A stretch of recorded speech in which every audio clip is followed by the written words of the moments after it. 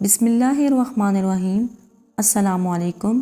Major Shabbir شریف frontier force regiment میں تعینات تھے۔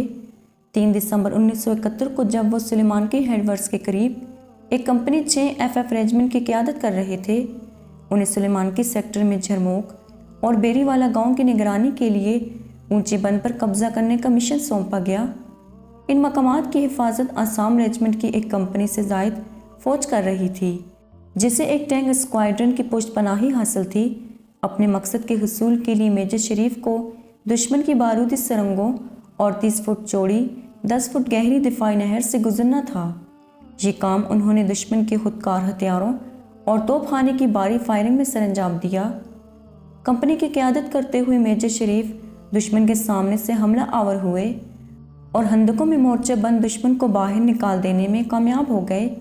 اس انتہائی اعلیٰ بشری کارروائی میں دشمن کے 43 سپاہی مارے گئے، 28 قیدی بنا لیے گئے اور 4 ٹینک تباہ ہو گئے۔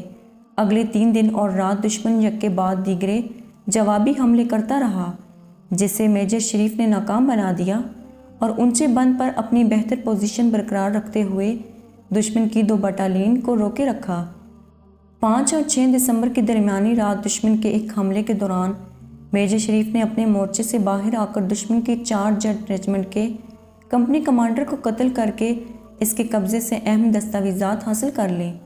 6 دسمبر کی دوپہر دشمن کے نئے حملے کے دوران جب میجر شریف اپنے ساتھی سے اینٹی ٹینک گن لے کر دشمن ہتھیاروں پر فائرنگ کر رہے تھے، دشمن ٹینک کی براہ راست ضرب سے شہید ہو گئے۔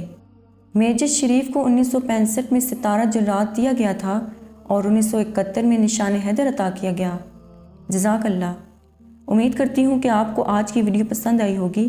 مزید اسی طرح کی ویڈیوز دیکھنے کے لیے ہمارے چینل کو سبسکرائب کریں۔ خدا حافظ۔